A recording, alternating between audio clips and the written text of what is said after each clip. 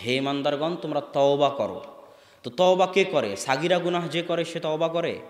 সাগিরা গুনাহ ওযু করলে ক্ষমা হয়ে যায়, এক সালাত থেকে আরেক সালাতের মাঝে ক্ষমা হয়ে যায়, এক জুমা থেকে আরেক জুমার মাঝে ক্ষমা হয়ে যায়, এক রমজান থেকে আরেক রমজানের মাঝে ক্ষমা হয়ে যায়। কিন্তু কাবিরা গুনাহ করলে তওবা করা লাগে। আর আল্লাহ কাবিরা গুনাহগার মুসলিমকে বলতেছে ইয়া আইয়ুহাল্লাযীনা আমানু, হে ইমানদারগণ। মানে কবিরা গুনাহ করার পরও সে এখনও কি আছে? মুমিন আছে। কথা মনে হয় বুঝাতে পারিনি। শত শত দলিল পেশ করতে পারবো যে কাবিরা গুনাহ করার পরও মানুষ মুমিন থাকে। ওই যে ৯৯ জনকে হত্যা করলো বানি ইসরায়েলের ব্যক্তি, তারপরে ১০০ জনকে হত্যা করলো, তাকে আল্লাহ জান্নাতে দেয়নি? যদি সে কবিরা গুনাহ করলে যদি কাফের হয়ে যেত তাহলে কি সে জান্নাতে যেতে পারত? অসম্ভব। কবিরা গুনাহ করলে মানুষ ফাসেক হয়, পাপিষ্ঠ হয়, পাপাচারী হয়, তাকে তওবা করতে হয়, কিন্তু সে কাফের হয় না। কেননা কবিরা গুনাহ করলে যদি কাফের হয়ে যায় তাহলে তওবা করবে কি থেকে? তওবা করার তো কোনো রাস্তাই নাই। শাফাত থাকবে কার জন্য? আল্লাহ রাসূল কিয়ামতের মাঠে কার জন্য শাফাত করবে? যদি কবিরা গুনাহ করলে মানুষ কাফের হয়ে যায় তো কিয়ামতের মাঠে আল্লাহ রাসূল শাফাত করার জন্য কাউকে পাবে না। কিয়ামতের মাঠে শাফাত করার জন্য আল্লাহর অঞ্জলিতে উঠার জন্য কোনো মানুষ থাকবে না, যদি কাবিরা গুনাহ করলে মানুষ কাফের হয়ে যেত। এরকম হাজারো শত দলিল পেশ করা যাবে যে কাবিরা গুনাহ করলে মানুষ কাফের হয় না। আর যে দলিলগুলো আমরা পেশ করি এই দলিলগুলো সব ইমাম বুখারী দিয়ে গেছেন। সহিহ বুখারীর কিতাবুল ঈমান খুলেন, প্রথম অধ্যায়গুলোই হচ্ছে কিতাবুল ঈমান। প্রথম থেকে নিয়ে শেষ পর্যন্ত ইমাম বুখারী দলিল দিতে থেকেছেন যে ঈমান কুফর এর মধ্যে পার্থক্য আছে। কুফরুন দুনা কুফরিন, যে কোরআন এবং হাদিসে কুফুর শব্দ ব্যবহার হলেই কাফের। কোরআন হাদিসে ব্যবহার হয়েছে একজন মুসলমানকে গালি দেওয়া ফাসেকি, আর একজন মুসলমানকে হত্যা করা কুফুরি। তার মানে যে মুসলমানকে হত্যা করবে সে কাফের হয়ে যাবে? কথা বলেন। এটারই উত্তর ইমাম বুখারী সহিহ বুখারীতে দিয়েছে যে কুফরের স্তর আছে। কুফরের স্তর আছে। একটা কুফর যেই কুফর করলে সে পূর্ণাঙ্গ কাফের হয়ে যাবে, আর একটা কুফর যে গুনাহগার হবে, ফাসেক হবে। এগুলো সব দলিল ইমাম বুখারী রাহিমাহুল্লাহ দিয়ে রেখেছে তার গ্রন্থের মধ্যে। তো সম্মানিত উপস্থিতি, আমরা বলছিলাম তারা কবিরা গুনাহগার মুসলমানকে কাফের মনে করে, এটা হলো তাদের প্রথম বিভ্রান্তি এবং এটা ভুল কথা, এটা চলবে না। বরং কবিরা গুনাহগার মুসলমানেরা ফাসেক, তারা তওবা করে ইসলামে ফিরে আসতে পারে। শাফাতের হকদার তারাই, আল্লাহর অঞ্জলিতে উঠার হকদার তারাই। তারা যদি তওবা করে, আল্লাহর নিকটে দোয়া করে, তাহলে আল্লাহ সুবহানাহু ওয়া তাআলা তাদেরকে ক্ষমা করে দিবেন। তারা হচ্ছে ফাসেক মুমিন। এখানে আরেকটা বিষয় আপনাকে বলে রাখি, সেটা হচ্ছে কাফের মুসলিম রাষ্ট্রকে কাফের রাষ্ট্র মনে করে। তো রাষ্ট্র কতক্ষণ মুসলিম থাকে? কিভাবে রাষ্ট্র মুসলিম হয়? যে রাষ্ট্রের অধিকাংশ জনগণ মুসলমান, যে রাষ্ট্রে ইসলামী সংস্কৃতির প্রভাব থাকে, যে রাষ্ট্রে ইসলামী হুকুম আহকাম বিধিবিধান মানতে কোনো বাধা নাই, যে রাষ্ট্রের রাষ্ট্রনেতা মুসলমান, নাম কাওয়াস্তে হলেও প্রকাশ্য কাফের নয়, এই রকম যে গুণাবলী যে রাষ্ট্রের মধ্যে পাওয়া যাবে সেই রাষ্ট্রকে কাফের রাষ্ট্র বলা যাবে না, বরং মুসলিম রাষ্ট্র বলতে হবে। তবে পূর্ণাঙ্গ মুসলিম নয়, ফাসেক মুসলিম রাষ্ট্র। যেমন বাংলাদেশ, পাকিস্তান, এগুলো কি মুসলিম রাষ্ট্র? ফাসেক মুসলিম রাষ্ট্র। এগুলোকে সংশোধন করার চেষ্টা করতে হবে। এগুলোর বিরুদ্ধে বিদ্রোহ করে মুসলমানদের রক্ত, মাল, সম্পদ ধ্বংস করার চেষ্টা করা যাবে না। এখানে আরও একটা কথা আপনাকে বলে রাখি যে কাফের হলেই যে তাকে হত্যা করতে হবে তা কিন্তু নয়। কাফের হলেই কি হত্যা করতে হবে নাকি? হ্যাঁ, এই সম্পর্কে ইসলামের বিধান আছে। কয়েক শ্রেণীর কাফের যাদেরকে আপনি হত্যা করতে পারবেন না, আল্লাহ রাসূল বলেছে তাদেরকে যদি আপনি হত্যা করেন তাহলে আপনি জান্নাতের গন্ধও পাবেন না। এক, যেই কাফের রাষ্ট্রের সাথে মুসলিম রাষ্ট্রের চুক্তি আছে, চুক্তি, যে ইসলামী খেলাফতের সাথে কোনো কাফের রাষ্ট্রের চুক্তি আছে, ওই চুক্তিবদ্ধ কাফের রাষ্ট্রের কোনো কাফেরকে কোনো মুসলমান হত্যা করতে পারবে না। দুই, যেই কাফের রাষ্ট্র থেকে কোনো ব্যক্তি মুসলমান রাষ্ট্রে এসেছে নিরাপত্তা নিয়ে, রাষ্ট্র বলেছে আমি তাকে নিরাপত্তা দিলাম। যেমন যখন আল্লাহ রাসূল মক্কা বিজয় করলো তখন আল্লাহ রাসূল বলল, আল্লাহ রাসূল কি বলল আপনাদের মনে আছে? আল্লাহ রাসূল বলল সুফিয়ানের বাড়িতে, তাদের বাড়িতে, উমুক উমুকের বাড়িতে, সব নাম ধরে ধরে আল্লাহ রাসূল বললেন তাদের বাড়িতে যারা আশ্রয় নিবে তারা নিরাপদ, তারা নিরাপদ, তারা নিরাপদ। মানে রাষ্ট্র তাদেরকে কি দিয়ে দিল? নিরাপত্তা দিল। এখন আল্লাহর রাসূলের অধীনস্থ কোনো ব্যক্তি তাদের গায়ে হাত উঠাতে পারবে না। ঠিক যখন কোনো কাফের কোনো মুসলিম রাষ্ট্রে ঢুকবে, মুসলিম রাষ্ট্র তাকে ভিসা দিয়েছে। ভিসা দেওয়া মানে কি দেওয়া? নিরাপত্তা দেওয়া। তো যে ভিসা নিয়ে এসেছে তাকে আপনি হত্যা করতে পারবেন না, কেননা মুসলিম রাষ্ট্র তাকে নিরাপত্তা দিয়েছে, তাকে নিরাপত্তা দেওয়া আপনার জিম্মেদারি।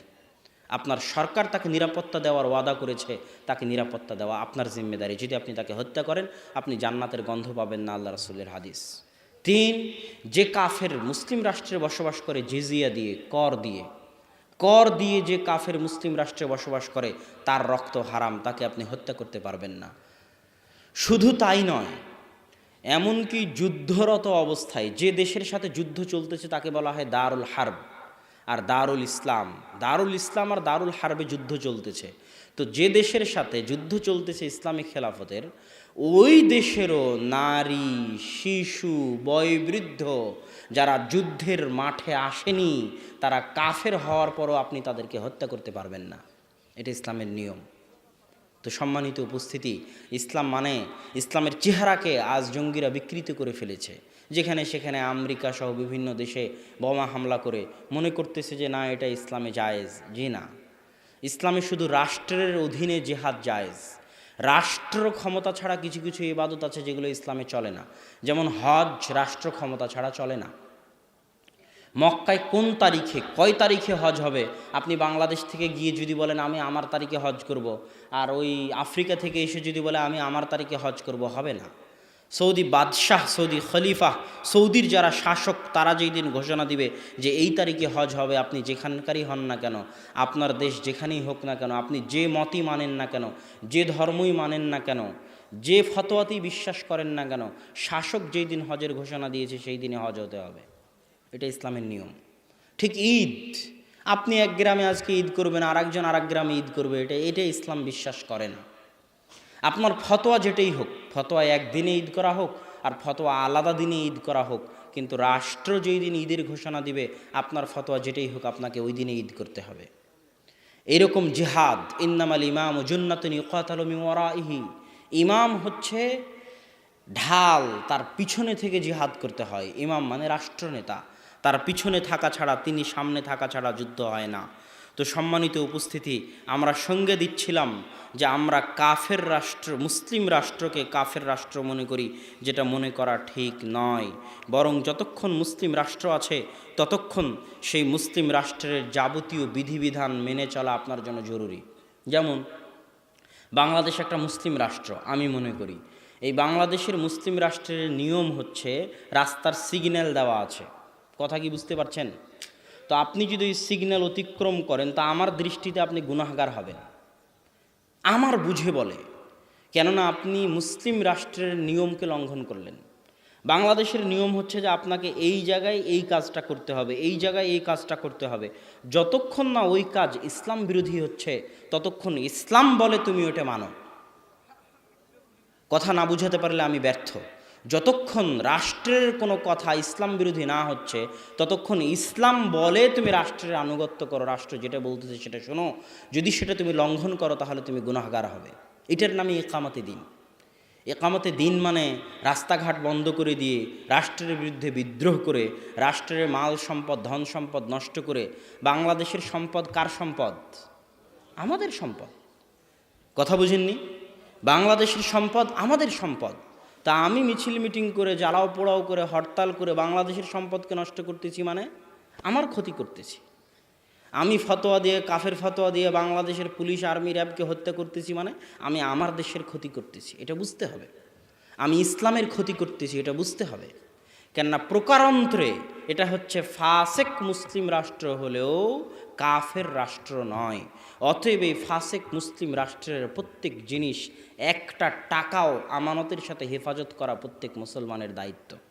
আপনি রাষ্ট্র ক্ষমতায় আছেন, OC, DC, SP, commissioner, chairman, মন্ত্রী, জনগণের টাকা আপনার হাতে আছে। ইসলাম বলতেছে ওই টাকার হেফাজত করতে হবে।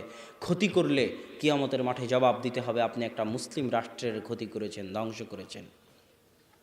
সম্মানিত উপস্থিতি, এই জন্য আমি আপনাদের সামনে বলতেছিলাম যে ইকামতে দ্বীনের সঠিক অর্থ আমরা বুঝি না।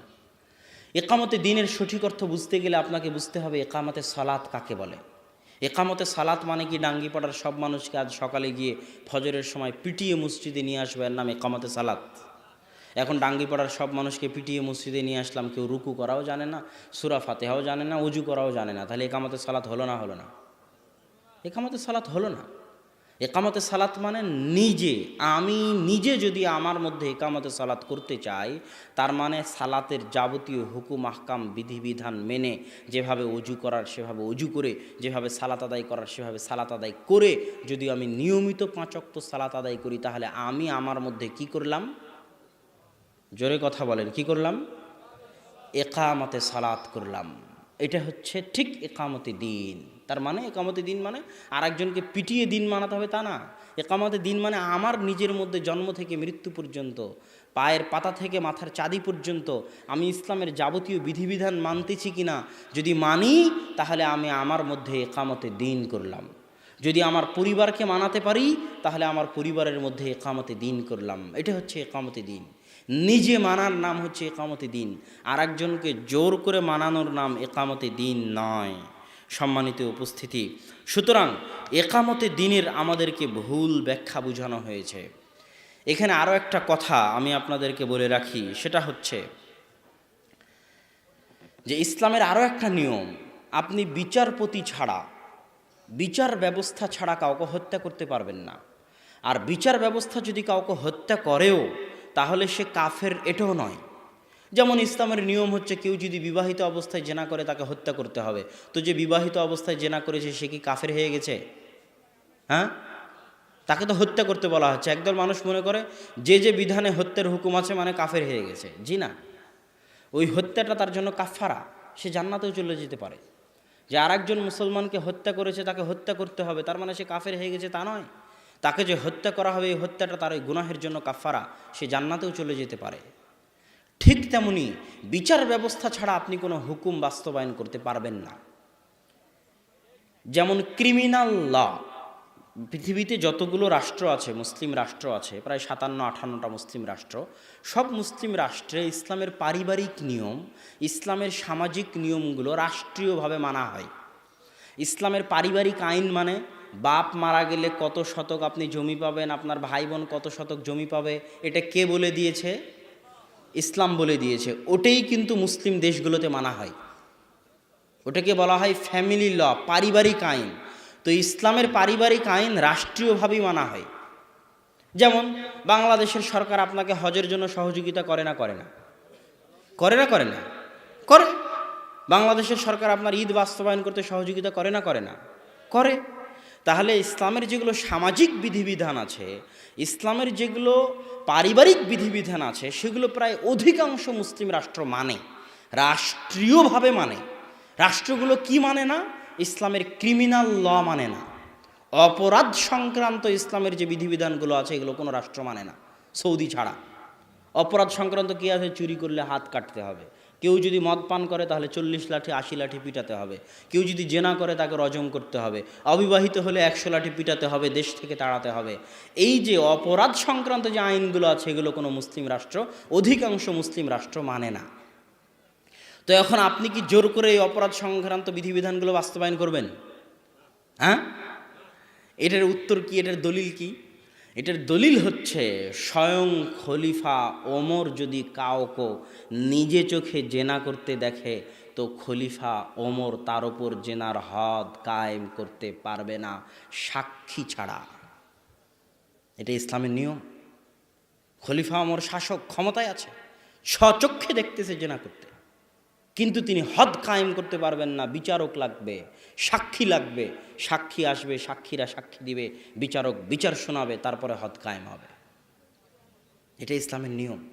এটা কিন্তু আমরা জানি না, আমাদের দেশের মানুষজন জানে না। কিতাবুল ইমারাহ, কিতাবুল ইমারার যে হাদিসগুলো আছে এই হাদিসগুলো যদি বাংলাদেশে পড়া হয়, কিতাবুল ইমারার হাদিসগুলো বাংলাদেশে দুইভাবে বিকৃত হয়ে গেছে।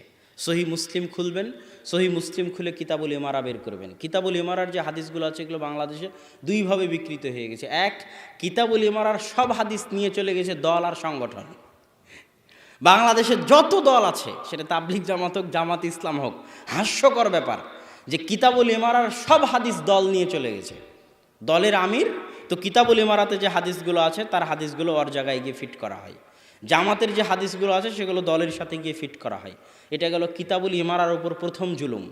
দ্বিতীয় জুলুম হলো কিতাবুল ইমারার হাদিসগুলো মূলত রাষ্ট্রনেতার সাথে সম্পৃক্ত, অথচ রাষ্ট্রনেতার সাথে কেউ কিতাবুল ইমারার হাদিস পড়ে না। সব শুধু দলনেতার সাথে কিতাবুল ইমারার হাদিস আর জামাতের হাদিস, অথচ জামাত মানে রাষ্ট্রের সাথে থাকা, আর আমির মানে রাষ্ট্রের আমির। আমির শব্দটা কী বলে ওর নাম, ইসলামের ইতিহাসে আমির শব্দটা কোনোদিন রাষ্ট্রনেতার বাইরে ব্যবহার হয়েছে এটা পাওয়া যায় না। গত 100, 150, 200 বছর আগে রাষ্ট্রনেতার বাইরে ব্যবহার হয়েছে এটা পাওয়া যায় না। এখনও মদিনার আমির আছে, মক্কার আমির আছে। আমার উস্তাদ মুফতি ইউসুফ তাওয়ালি দারুল উলুম দেওবন্দের শিক্ষক, তিনি তাবলিগ জামাতের আমিরকে লক্ষ্য করে বলতেন, তাবলিগ জামাতের আমিরকে লক্ষ্য করে বলতেন যে আপনি কেউ চুরি করলে হাত কাটতে পারেন না, কেউ জেনা করলে রজম করতে পারেন না, কেউ অপরাধ করলে গ্রেফতার করতে পারেন না, তাহলে আপনি কিসের আমির? কেননা আমির মানে হচ্ছে ক্ষমতা। চুরি করলে হাত কাটতে পারতে হবে, সে আমির। আর যদি না পারে তাহলে সে শায়েখ হতে পারে, মুফতি হতে পারে, আলেম হতে পারে, অনুসরণীয় ব্যক্তিত্ব হতে পারে, কিন্তু আমির হতে পারবে না। এটা ইসলামের পরিভাষাগত ব্যাপার। ঠিক জামাতের ব্যাপারটা ওই রকমই। জামাত, আল্লাহ রাসূল কত কঠিন কথা বলতেছে জামাতের বিষয়ে, যে তাদেরকে হত্যা করো যারা জামাত থেকে বের হয়ে যায়। আল্লাহ রাসূল বলতেছে কেউ যদি জামাত থেকে বের হয়ে যায় সে ইসলাম থেকে বের হয়ে গেল। কত কঠিন কথা। অথচ আমি যদি তাবলিগ জামাত ছেড়ে দিই তাহলে কি আমি ইসলাম থেকে বের হয়ে যাব?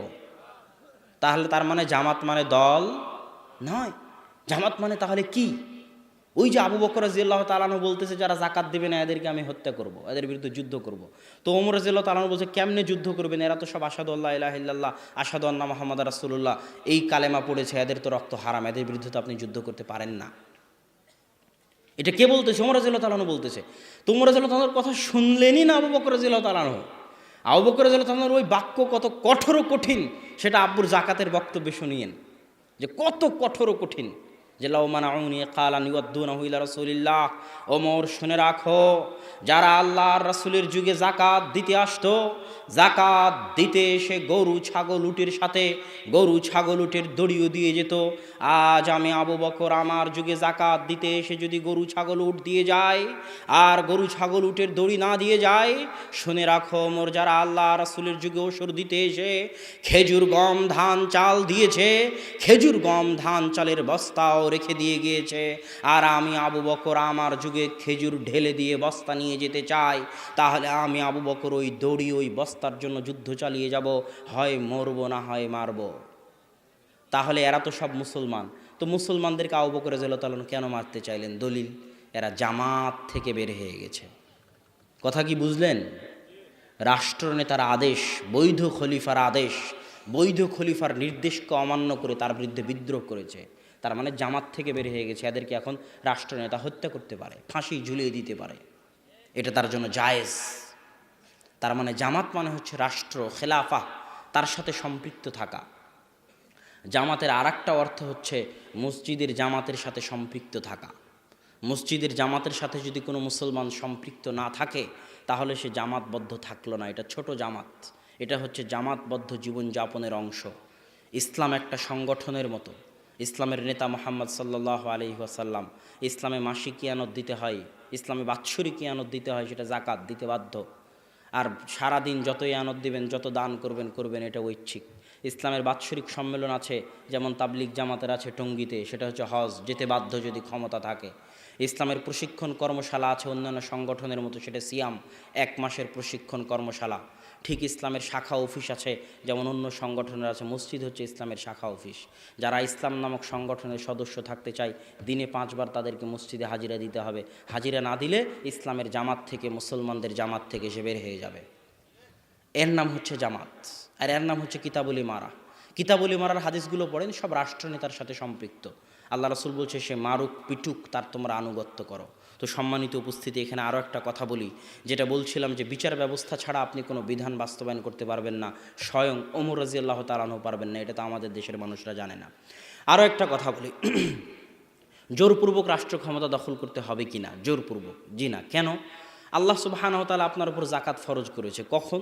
যখন আপনি নিসাব পরিমাণ সম্পদের মালিক হবেন তখন। তো আপনি নিসাব পরিমাণ সম্পদের মালিক হননি মানে আপনাকে যাকাত দেওয়া লাগবে না।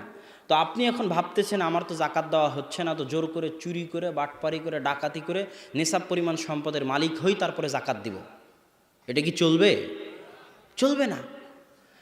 তো যেমন জোর করে অন্যায়ভাবে যাকাত নিজের উপর ফরজ করার জন্য জোর করে আপনি চুরি করে ডাকাতি করে যাকাত নিজের উপর ফরজ করবেন, এটা নয়।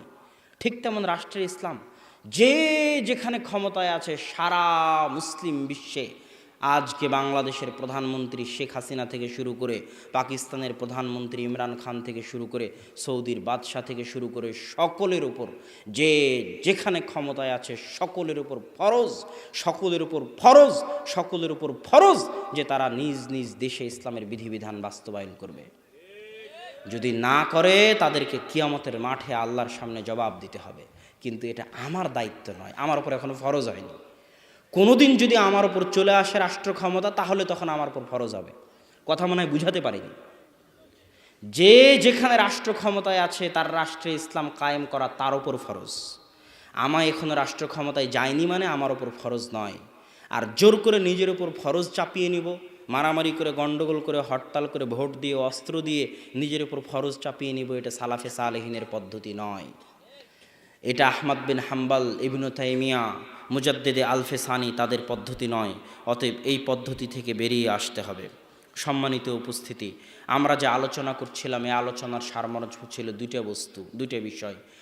এক, কবিরা গুনাহগার মুসলমানকে কাফের মনে করে জঙ্গিরা। দুই, জঙ্গিরা মনে করে মুসলিম রাষ্ট্রকে কাফের রাষ্ট্র। এই দুই চিন্তা থেকে বের হয়ে আসতে হবে। বের হয়ে এসে সংশোধনের মাধ্যমে, দাওয়াতের মাধ্যমে রাষ্ট্রে দেশে পরিবর্তন আনার চেষ্টা করতে হবে। আল্লাহ সুবহানাহু তাআলা আমাদেরকে সেই তৌফিক দান করুক, আল্লাহুম্মা আমিন। বক্তব্যের শেষে এসে আপনাদেরকে বলতে চাই যে এই যে সালাফি কনফারেন্সকে অনেকে জঙ্গির সাথে লাগিয়ে দিল, আব্দুর রাজ্জাক বিন ইউসুফ বা আমাদের যারা আহলে হাদিস আলেম ওলামা আছে, কোথায় যেন একজন দেখলাম অনেক কিছুদিন আগে একজন কোন পুলিশ কমিশনার তিনিও বক্তব্যে বললেন যে জঙ্গিরা সাধারণত আহলে হাদিস হয় বা জঙ্গিরা সাধারণত সালাফি হয়। তো এই কথার ক্ষেত্রে আমি একটা কথা বলতে চাই, যদিও ঘুমন্ত পরিবেশ এই জন্য সেইভাবে কথার মধ্যে আসতেছে না ওভাবে, কিন্তু একটা কথা যেটা বলতে চাই বাংলাদেশের সরকারকে, উপস্থিত প্রশাসনকে, উপস্থিত গোয়েন্দা বিভাগকে, যারা এখানে গোয়েন্দা বিভাগের লোকেরা আছেন, যেহেতু এই সালাফি কনফারেন্সকে নিয়ে গত 1 সপ্তাহ 10 দিন যাবৎ অনেক দৌড়ঝাঁপ, বিশাল ঝড়ঝাপটার মধ্যে দিয়ে যেতে হয়েছে। গোয়েন্দা, সাংবাদিক, পুলিশ, থানা, এসপি, ডিসি, ওসি সকলের দরবার দিয়ে, সকলের দুয়ার দিয়ে পার হতে হয়েছে। তো সেই ক্ষেত্রে এটার উপর প্রশাসনের চোখ আছে, গোয়েন্দা বিভাগের চোখ আছে, প্রশাসনের লোকের চোখ আছে। তাদেরকে উদ্দেশ্য করে বলতে চাই, আপনারা যদি কোনোদিন বাংলাদেশ থেকে জঙ্গিবাদকে সম্পূর্ণরূপে নির্মূল করতে চান, পরিপূর্ণরূপে নির্মূল করতে চান, ফাঁসি দিয়ে জেলখানায় বন্দি করে জঙ্গিবাদকে নির্মূল করা যাবে না। এটা সম্ভব নয়। জঙ্গিবাদ তাদের মাথায় ঢুকিয়ে আছে, তাদের মাথায় বাতিল চিন্তা, বাতিল আকিদা আছে। যতক্ষণ না তাদের মাথা থেকে বাতিল চিন্তা, বাতিল আকিদা বের করা যাবে, ততক্ষণ জোরপূর্বক চাপিয়ে, জোরপূর্বক জেলখানায় বন্দি করে, জোরপূর্বক ফাঁসি দিয়ে স্থায়ীভাবে জঙ্গিবাদকে ধ্বংস করা যাবে না। আপনারা যদি কোনোদিন চান, আমি আপনাদের চ্যালেঞ্জ দিয়ে বলতে পারি, আহলে হাদিস সালাফিরা তো জঙ্গি নয়। মাননীয় প্রধানমন্ত্রী থেকে শুরু করে প্রশাসনকে বলতে চাই, আপনারা যদি কোনোদিন কল্পনা করেন বাংলাদেশের মাটি থেকে জঙ্গিবাদকে চিরস্থায়ীভাবে নির্মূল করবেন, তাহলে আহলে হাদিস আলেমদেরকে ডেকে এই সমস্ত জঙ্গিদের মাঝে দাওয়াতি কাজ করার সুযোগ করে দিন। ইনশাআল্লাহ আহলে হাদিস আলেমদের সুযোগ দিলে, আহলে হাদিস আলেমদের রাষ্ট্রীয়ভাবে বাইতুল মোকাররম থেকে, টিভি চ্যানেলগুলো থেকে শুরু করে, জঙ্গি যাদের মধ্যে জঙ্গি আকিদা আছে তাদের মাঝে সারা দেশব্যাপী প্রোগ্রাম করার, আলোচনা করার, তাদের মিডিয়ার মাধ্যমে তাদের বক্তব্য দেওয়ার সুযোগ করে দিলে সর্বক্ষেত্রে ইনশাআল্লাহ বাংলাদেশের মাটিতে আহলে হাদিসরাই পারবে এই জঙ্গিবাদ, সন্ত্রাসবাদের চিন্তাকে বাংলাদেশের মাটি থেকে চিরতরে নির্মূল করে দিতে ইনশাআল্লাহ। এই গ্যারেন্টি, এই চ্যালেঞ্জ আমি দিতে পারি। অতএব আহলে হাদিসদেরকে জঙ্গি, সালাফিদেরকে, সালাফি কনফারেন্সকে জঙ্গি মনে না করে আমাদের এই দালিলিক আলোচনাগুলো শুনুন, শুনে আমাদেরকে সুযোগ দিন। আমরা জঙ্গি তো নই, আপনার দেশ থেকে জঙ্গি আমরাই মুক্ত করতে পারবো। সেই দলিল, সেই জ্ঞান, সেই বক্তব্য, সেই আওয়াজ, সেই লেখনী আমাদের আছে ইনশাআল্লাহ। অতএব আমাদেরকে এটার সাথে সম্পৃক্ত না করে বরং আমাদেরকে গনিমত হিসেবে কাজে লাগানোর, বাংলাদেশকে শান্তি ও নিরাপত্তাপূর্ণ উন্নত রাষ্ট্রে পরিণত করার ক্ষেত্রে আমাদের সহযোগিতা গ্রহণের জন্য আবেদন জানাই। আর সালাফি কনফারেন্স ইনশাআল্লাহ, আমি গতকাল হয়তো কিছু কথা বলেছিলাম সালাফি কনফারেন্স নিয়ে, আজ আর বলতে চাই না। আজ এতটুকুই বলবো যে আল্লাহ সুবহানাহু তাআলা যাদের অন্তরে সালাফি কনফারেন্স নিয়ে সংকীর্ণতা আছে, আপনি তাদের অন্তরকে প্রশস্ত করে দিন, আমিন। এবং আমি আশা করব অন্তরের অন্তরস্থল থেকে আমাদের যদি কোনো ভুল ত্রুটি হয়ে থাকে ক্ষমা সুন্দর দৃষ্টিতে দেখবেন। সকলকে যারা যেখানে বক্তব্য শুনতেছে এই সালাফি কনফারেন্স আয়োজন করতে গিয়ে আমাদের দ্বারা যদি কোনো ভুল ত্রুটি হয়ে থাকে ক্ষমা সুন্দর দৃষ্টিতে দেখবেন। আর আমরা অনুরোধ করব, এবার যদি না পারেননি কোনো সমস্যা নাই, আগামী বছর সালাফি কনফারেন্সে আসুন, সালাফি কনফারেন্স আয়োজন করতে সহযোগিতা করুন। ইনশাআল্লাহ এটি একটি নেকির কাজ। জামিয়া সালাফিয়ার মাধ্যমে, সালাফি কনফারেন্সের মাধ্যমে বাংলাদেশের মাটিতে সালাফি আন্দোলন গতি পাবে, বিস্তার লাভ করবে ইনশাআল্লাহ। এই আশা ব্যক্ত করে আজকের সংক্ষিপ্ত বক্তব্য এখানেই শেষ করতেছি। ওয়া আখির দাওয়ানা আনিল হামদুলিল্লাহি রাব্বিল আলামিন। আসসালামু আলাইকুম ওয়া রাহমাতুল্লাহি ওয়া বারাকাতুহু।